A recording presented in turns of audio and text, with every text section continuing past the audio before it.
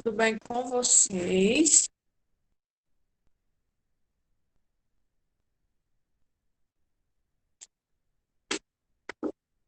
Espero que todo mundo esteja bem, né, gente?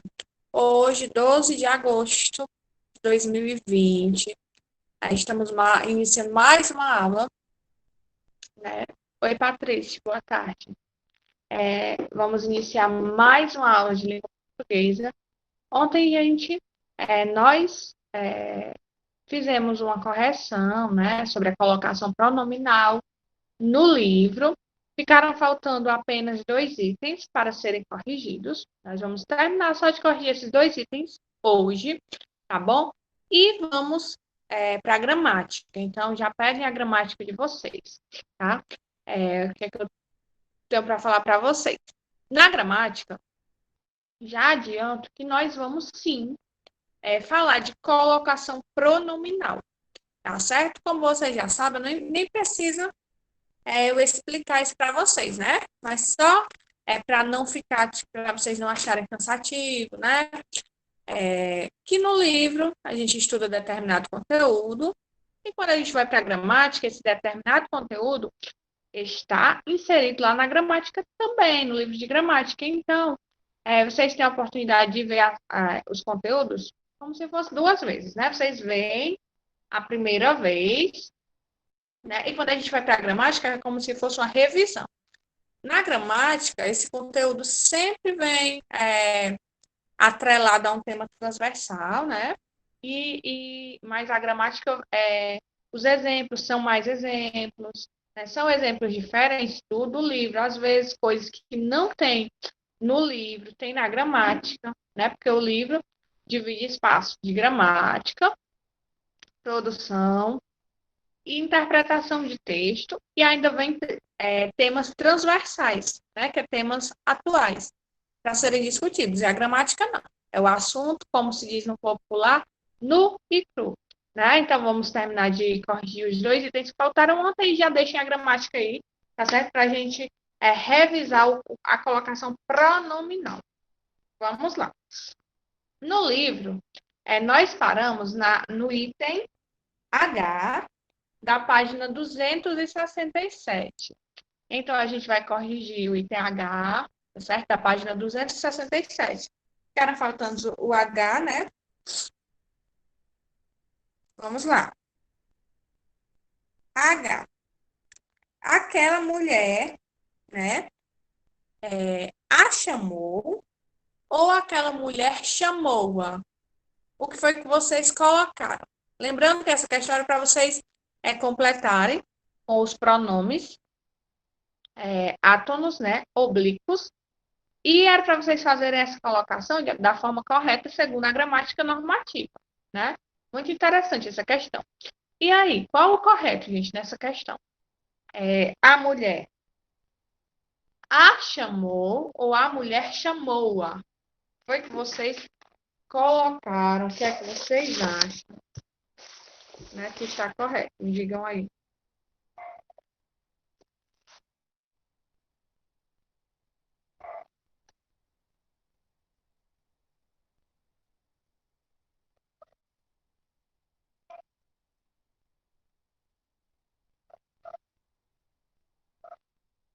E aí, pessoal?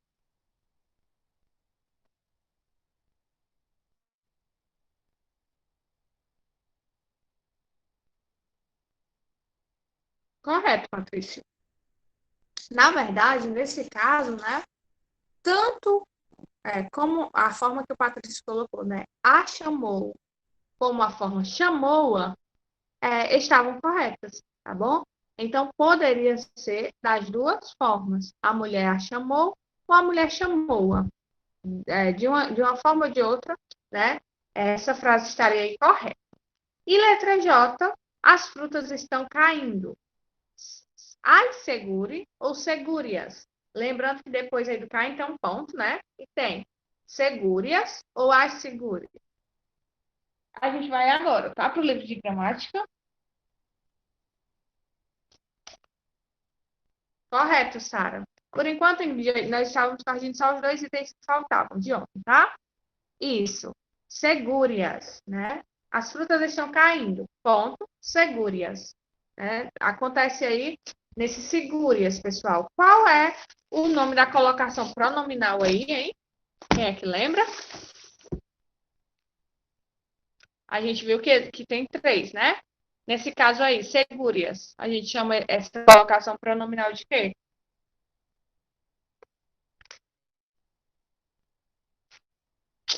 Quem lembra? Próclise, ênclise ou mesóclise?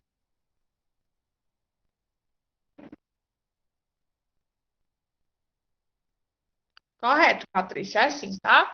É a ênclise, né? Sempre que tem esse hífen, com tem o verbo, o hífen, e o pronome, né?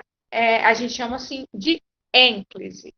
Bom, então, gente, só faltavam essas duas alternativas, certo? Agora podem guardar o livro, não vamos mais usar o livro hoje, e peguem a gramática de vocês na página do 102, certo? Nós vimos aí nesse capítulo da gramática, o capítulo 6, né, sobre a regência verbal, né, que foi até assunto da prova. Aí a gente parou na regência nominal. É só uma página. A gente vai ver aí essa regência nominal e vamos passar para o assunto, que será assunto, né, aí das provas que sucederão os dias que vêm, né? Vamos lá. Regência nominal, página 102.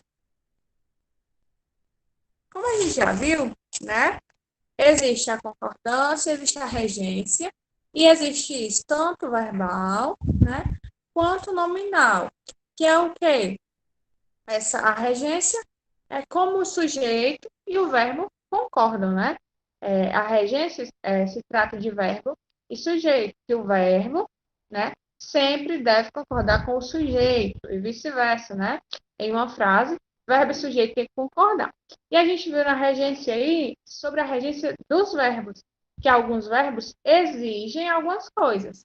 Às vezes o verbo exige um complemento, às vezes o verbo exige um complemento com preposição, às vezes o verbo não exige complemento nenhum, né? E agora a gente vai ver a regência nominal.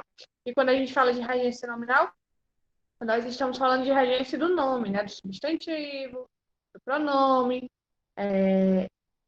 e dessas classes gramaticais que não são verbo, né? Porque do verbo a gente já viu que tem muitos, muitos, muitos exemplos, certo? Até porque todo verbo, né, tem a sua própria regência. Então, vamos lá. Regência nominal, página 102. A regência nominal, como vimos no início do capítulo, segue o mesmo esquema do sistema solar. Neste caso, alguns nomes atraem termos para sua órbita, que vão complementar sua significação. Na tabela a seguir, você pode visualizar a regência de alguns nomes, né? Enquanto a gente viu que o verbo, a gente viu várias páginas, né, de verbos, os nomes aí estão agrupados em um pequeno esquema, né? Óbvio que não são todos, mas são alguns dos principais, né? Aí vamos ver aí.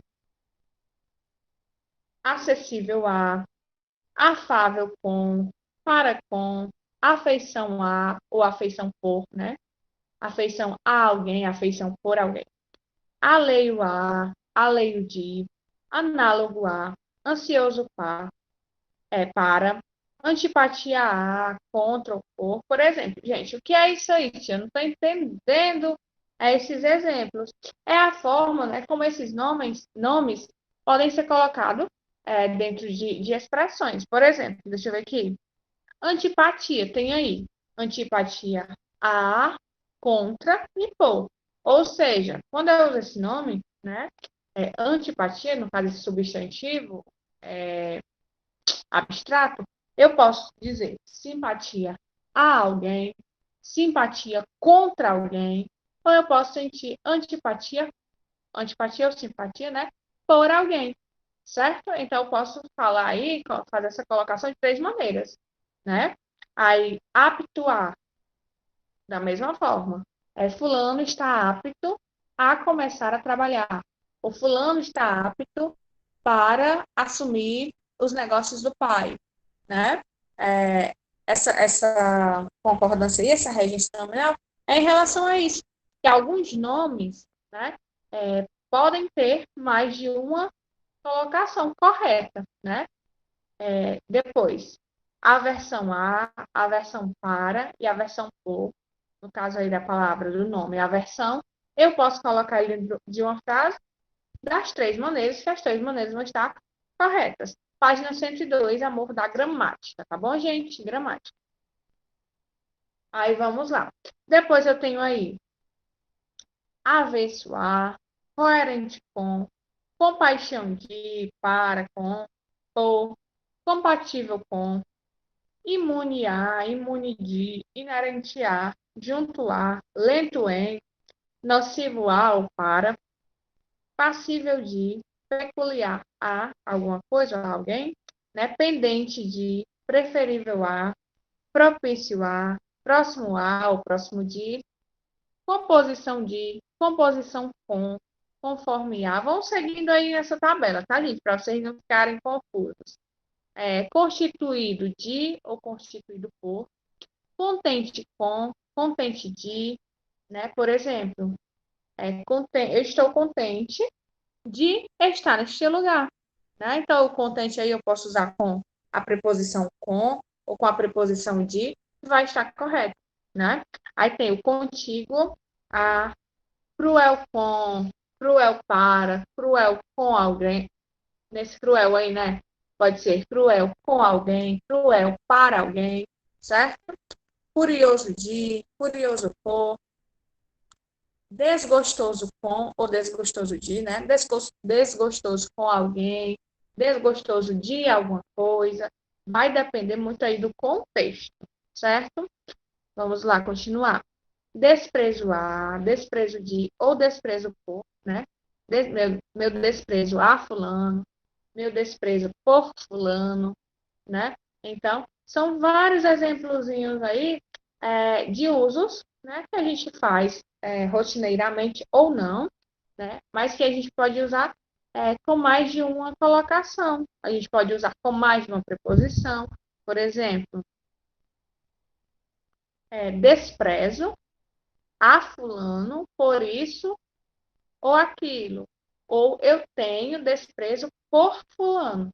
Então, no caso aí, a palavra desprezo, né, ela também pode tanto com a preposição a, como com a preposição por. Entendem? Essa colocação aí, essa regência aí, se dá da mesma forma que a dos verbos.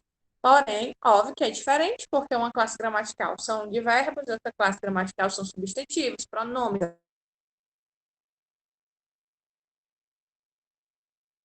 de verbos. Isso, tá certo? Essa regência nominal. Mas agora, vamos para um assunto, né, que é novo, página 103, gente, da gramática, tá? Passamos o livro para a gramática. Agora nós vamos para um assunto que nós já vimos, né, que foi a colocação pronominal, e a gente vai relembrar isso. Porque, como eu já disse para vocês, são muitas regras, né? Sim, são muitas regras. E quanto mais a gente estuda, mais a gente internaliza, né? Essas regras. Aí vamos lá. Gente, se alguém quiser ler, me diz aí no chat, por favor. Vocês me ajudam muito, né? Só um minuto, tá?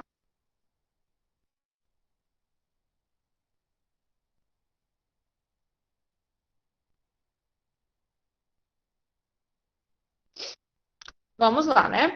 Então, a colocação pronominal. Antes de nós lermos, vamos relembrar. Me digam aí quais são os três tipos, né, de colocação que a gente já viu no livro que a gente vai rever aqui.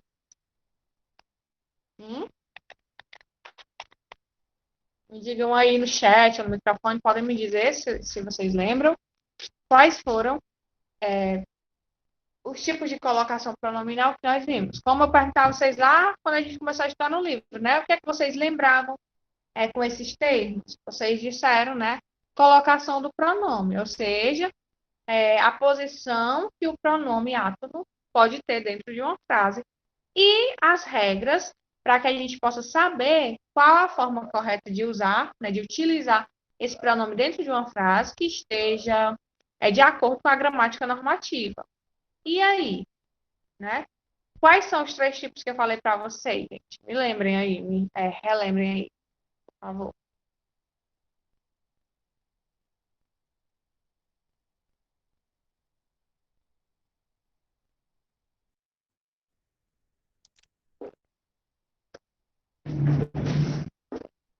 Muito bem, Patrício. Isso mesmo. Próclise, ênclise, mesóclise. Eu acredito, né, que antes de nós vermos isso, vocês sejam sinceros, pessoal. Vocês sabiam, né, que existe essa diferença? Óbvio que a gente sabe, né, que a gente pode falar eu te amo, um exemplo mais fácil. Eu te amo ou amo-te. Todo mundo sabe disso. Mas vocês já sabiam que existe um estudo, né, que nos diz qual a forma correta, segundo a gramática normativa, né, frisando isso, de se colocar esse pronome. Seja, por exemplo, nas redações. Eu sempre coloco as redações, que é quando vocês têm que escrever e tem que escrever da forma mais correta, segundo a gramática normativa possível. E vocês se preocupavam com isso, gente? Né? De como escrever isso, sim ou não? Vou ler aqui o primeiro parágrafo e vocês vão me responder, tá? Outro tema interessante que podemos associar à atração gravitacional é a colocação dos pronomes oblíquos átonos. Mi, ti, si, o, a, li, nos, vos, os, as e lis nas orações. Isso porque, como eles podem assumir três posições em relação ao verbo, seguindo a norma culta, eles podem ser atraídos por palavras específicas. Mas vamos com calma, né? Aí tem aí a próclise. A próclise ocorre quando colocamos o pronome antes do verbo. Observe, o modelo atômico proposto por Rutherford começou a apresentar problemas quando as suas definições foi então que o cientista Niels Bohr o aprimorou. Pronome oblíquo átono substituindo o modelo atômico. Vamos aí para a explicação, né? Quando é que a gente usa essa próclise, né? Quando a gente coloca pronome oblíquo antes do verbo. Ou seja, vocês sabem que os pronomes são usados ou para acompanhar o substantivo ou para substituí-lo. No caso da próclise, nesse exemplo aí que nós vimos, o O veio para substituir o substantivo, né? E esse O veio aí antes do verbo, fenômeno chamado próclise, né? Até aí, gente, eu acho que é bem simples, né? Para vocês entenderem o que é que a gente tem que prestar atenção nas regrinhas, certo? Que daqui a pouco elas vão vir aí para a gente relembrar. O português brasileiro é essencialmente proclítico, ou seja, é mais comum empregarmos os pronomes oblíquos átonos antes dos verbos. As gramáticas normativas, inclusive, determinam que devemos usar a próclise preferencialmente, desde que não existam palavras atraindo o pronome para outra posição. Vamos lá. Esse assunto aqui dessas palavras atrativas, gente, é muito, muito interessante. É um ponto que vocês devem prestar bastante atenção quando o assunto for colocação pronominal, certo? Ou seja, o que foi que a gramática acabou aí de nos dizer? Que geralmente na nossa língua nós utilizamos mais a próclise, ou seja, nós utilizamos mais pronome antes do verbo, certo? E, inclusive, a gramática normativa nos diz o quê? Que isso está correto, que nós devemos sim, né, utilizar da próclise. Mas como tudo, né, como todas as regras, né, da língua portuguesa, isso aqui não seria diferente, vai ter regras. O que é que a gramática diz? Correto, né, usar a próclise, sim. Porém, se na minha frase tiverem palavras atrativas, é melhor que eu use a ênclise ou a mesóclise, certo? Então, o que é que a gente sabe? Que, eventualmente, normalmente, nós vamos utilizar a próclise. Porém, se tiverem essas palavras atrativas, a gente não vai utilizar essa colocação pronominal. Aí sim, mas o que são essas palavras atrativas, né? É o que a gente vai ver agora, certo? Vamos lá. Exemplo: palavras de sentido negativo. Não, nunca, ninguém, jamais, nada, nenhum, certo? Essas palavras de sentido negativo, né, são os primeiros exemplos das palavras atrativas. Então, o que é que acontece? Se tem essas palavras aí atrativas na minha frase, na minha oração, eu não vou utilizar a próclise. Por quê? Porque essas palavras são chamadas de palavras atrativas. Vamos ver aí o exemplo. Se a posição de equilíbrio de um objeto não se altera, independentemente do movimento, dizemos que esse corpo está em equilíbrio indiferente, certo? A gente viu aí uma palavrazinha, né, atrativa, que é o não. Então, no caso, quando a gente tiver essas palavras atrativas, a gente não vai, né, a gente vai se utilizar desse fenômenozinho aí, que é a próclise. Um minuto.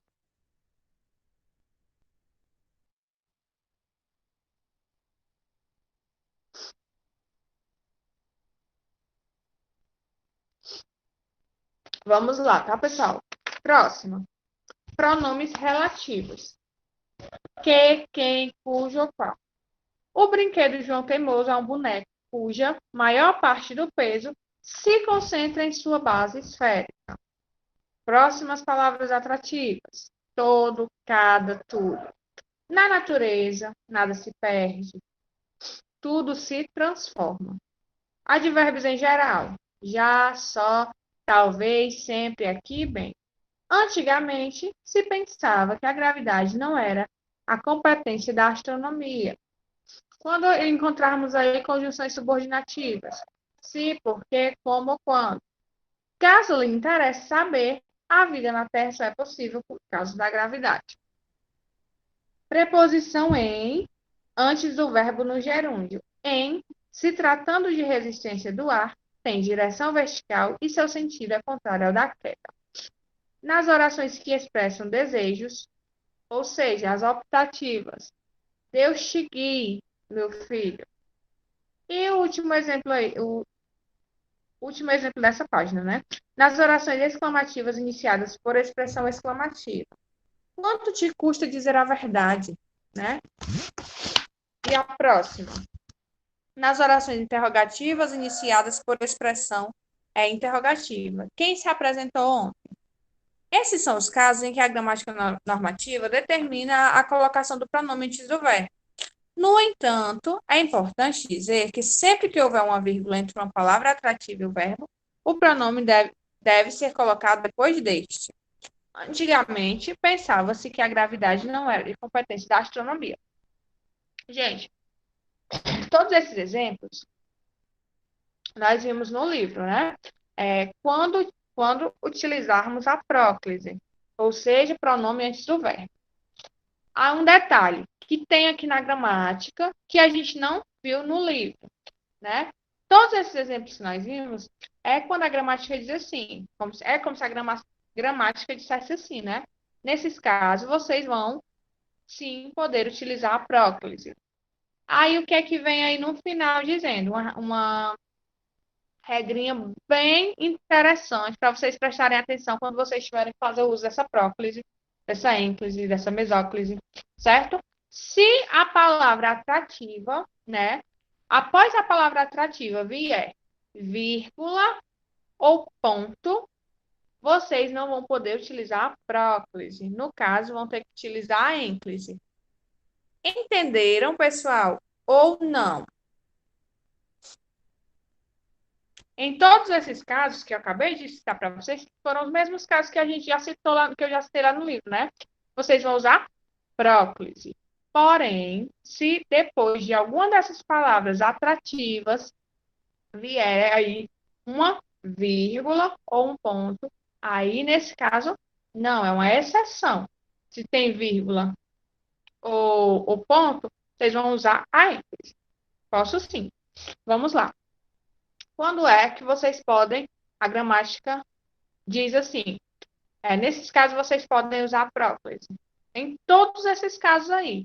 Quando tiver uma palavra de sentido negativo, né? Não, nunca, ninguém, né? Tendo essas palavras de sentido negativo, pode usar a próclise. Eu vou sempre utilizar o termo próclise, tá certo? Para a gente ir se acostumando com esse termo. Mas lembre, a próclise é o quê?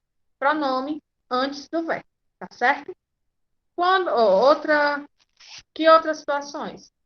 Quando tiverem pronomes relativos, pronomes indefinidos, advérbios, certo? Conjunções, vão olhando aí na página 104. Preposição em, quando a frase iniciar pela preposição em, certo? Quando você falar alguma frase optativa, ou seja, uma frase que expresse desejo, que Deus te ilumine, né? Que Deus te abençoe. Nesses casos, né, essas frases, você vai poder usar a próclise. Ou seja, não tem necessidade de você dizer assim, que Deus abençoe-te. Não tem necessidade. A gramática diz que a gente pode dizer que Deus te abençoe. Por quê? Porque é uma frase optativa, é uma frase que está expressando um desejo, né? Eu estou desejando que Deus te abençoe. Então, em todos esses casos, né, que a gente viu aí na gramática, vocês vão poder utilizar a próclise sem problema nenhum. Porém, se depois dessas palavras atrativas vier uma vírgula ou um ponto, aí nesses casos vocês não podem utilizar a próclise, certo? Vocês vão ter que usar a ênclise ou a mesóclise, né? Você vai analisar o que é que tem que ser usado na frase. Como, por exemplo, preste atenção aí na página 105, no exemplo, no último exemplo que tem. Tem assim, ó. Antigamente, vírgula, pensava-se que a gravidade não era da competência da astronomia, certo?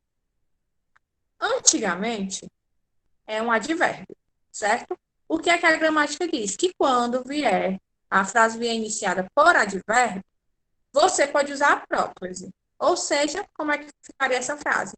Antigamente se pensava que a gravidade não era competência da astronomia. Porém, quando a gente escreve essa frase, né, quando foi escrita essa frase, necessitava de uma vírgula aí depois do advérbio, né, que é antigamente. Observem que tem uma vírgula. Por conta desta vírgula, vocês não podem usar próclise, certo? Se a frase começasse com advérbio e não tivesse vírgula, vocês poderiam utilizar pronome antes do verbo. Mas, o que é que a gramática aí nos diz? Que quando esse advérbio, qualquer uma dessas palavras, né? O em, o não, o nunca, as orações subordinadas, vier com uma vírgula ou um ponto depois dessas palavrinhas, aí vocês têm que usar ênclise ou mesóclise. Entendem, pessoal? Ou não? Ou está difícil de entender? Se não estiver entendendo, pode perguntar, tá? É melhor tirar as dúvidas agora do que ficar com dúvidas e depois fazer questões erradas, né? Pronto. Então, a gente viu aí. Gente, na sinceridade, vou falar para vocês com sinceridade. Para vocês aprenderem isso, certo? Vocês vão ter que praticar bastante, vão ter que estudar bastante. Por quê? Porque são muitas regras para você memorizar, né? Então, vocês vão ter que praticar muito, tá bom? Para que vocês consigam internalizar isso e essas regras sejam regras que fiquem aí naturalmente na mente de vocês. Como, por exemplo, as regras dos quatro porquês, né? Eu acredito que muita gente não sabe utilizar os quatro porquês, né? As regras, algumas pessoas ainda não sabem. Da mesma forma, isso aqui, a colocação pronominal. Só que os quatro porquês são quatro, cinco regras, né? Isso aqui são várias regras, por isso que vocês vão ter que estudar bastante, mas vamos lá que vai dar tudo certo. Então, a gente viu aqui algumas regras para o uso da próclise. Agora, vamos ver algumas regras para o uso da ênclise, certo? Ênclise. Chamamos de ênclise a colocação do pronome átono depois do verbo. De acordo com a norma culta, a colocação do pronome nessa posição deve ocorrer nos seguintes casos. Primeiro, nos períodos iniciados pelo verbo, né? Então, quando um período inicia-se com verbo, a gente tem que usar a ênclise. Contanto, né, que não exige a mesóclise, que a gente vai já ver na frente. Por exemplo, iniciei uma frase com verbo, eu não posso dizer, por exemplo, tem aí, né? Vou ler o exemplo que tem aí. Torna-se mais difícil respirar no espaço devido à escassez de oxigênio. A frase, a oração começou aí pelo verbo tornar. Então, eu não posso dizer se tornou mais difícil respirar no espaço. Como a frase começa com o verbo, primeiro tem que vir o verbo. Tornou-se. Entenderam? Porque nós temos a mania de, na linguagem, né? No nosso cotidiano, a gente iniciar nossas frases, mesmo que ela tenha que iniciar com verbo, a gente inicia com pronome, né? Ao invés de nós dizermos tornou-se, como é que a gente diz normalmente? Se tornou, né? Mas, primeira regrinha, a frase começou com verbo, esse verbo, eu vou usar a ênclise, ou seja, eu vou iniciar com o verbo, depois do verbo é que eu vou colocar o pronome, ok? Próxima. Nas expressões, nas orações imperativas. Quais são O que é uma oração imperativa, hein, gente? O que é uma frase imperativa? Me digam aí.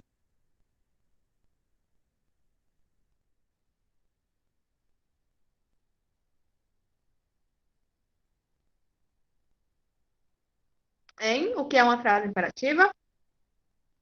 Isso, que dá uma ordem, faz um pedido, né? Ou dar um conselho.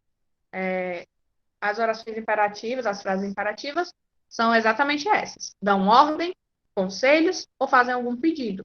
No caso aí, pesquise-as. Eu estou dando uma ordem, né? Pesquise-as. Eu não posso dizer as pesquise. Segundo a gramática normativa, essa colocação está incorreta. Além de estar dando uma ordem, né? Está iniciando também com o verbo. Então, frases que dão ordens, conselhos, ou fazer um pedido, né? Que são as frases imperativas, eu vou usar a ênclise. Eu não vou dizer as pesquise. Eu vou dizer pesquise-as, né? Entenderam? Por exemplo, eu tenho várias coisas e eu vou pedir para alguém organizar. Aí, vários livros bagunçados, eu vou pedir para alguém organizar esses livros. Eu não posso dizer, os organize. Eu tenho que dizer como? Organize-os. Por quê? Porque é uma frase imperativa. Ok? Entendido, gente? Até aqui? Ou não? Pronto, né? Até aqui, ok. Próxima regrinha. Junto ao infinitivo não fracionado, precedido da preposição a. Vamos lá. Descongelou a carne e começou a prepará-la. Tenho aí nessa frase o a, certo? Que vem aí depois do verbo, né? O verbo preparar. Então, descongelou a carne e começou a prepará-la. A gente podia dizer como? Começou a preparar, né? Mas a prepará-la, porque esse lá está se referindo lá ao começo, a carne, né? Começou a preparar o quê? A carne, certo? Vamos lá. Como você pôde perceber no exemplo anterior, o objeto direto está representado pelo pronome oblíquo a, que se transformou em lá. E isso ocorreu porque o pronome seguiu um verbo terminado no infinitivo, preparar. Por esse motivo, suprimimos o R, né, do verbo, e acrescentamos a letra L ao pronome oblíquo a, né, que é no caso lá do prepará-la. Como é experimentá-la, comprá-la, entendê-la, consumi-la. O mesmo ocorre com o pronome oblíquo o ou os. amá-lo, conhecê-lo, parti-los. Já quando o pronome oblíquo é empregado depois de uma forma verbal que termina em S, suprimimos o S e acrescentamos a letra L ao pronome. Essa é uma construção rara, usada apenas em textos muito formais. Imagine, por exemplo, a fala de um advogado em um julgamento. Exemplo: durante o processo, o promotor de justiça nos questionou sobre a nossa análise dos autos. Analisamos-los com dedicação. Por fim, outra mudança ocorre quando o objeto, representado por um pronome oblíquo, é empregado após uma forma verbal terminada em N.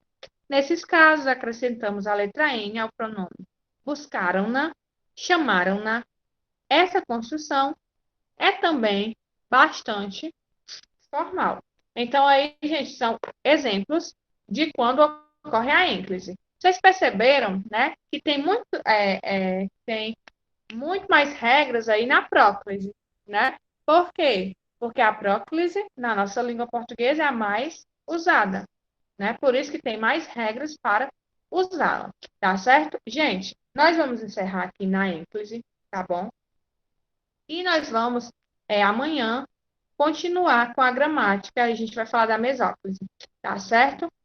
Vou trazer para vocês alguns exemplos, para vocês praticarem isso, certo? Será que em frase tal, colocação pronominal vai ser a ênclise, a próclise, a mesóclise, né? Para que isso fique bem internalizado em vocês, né? Para que vocês possam compreender isso. Gente, até aqui, alguma dúvida? Se não, coloquem aí para mim no chat o número de vocês, por favor. Boa tarde, tá certo? E até amanhã. Fiquem com Deus.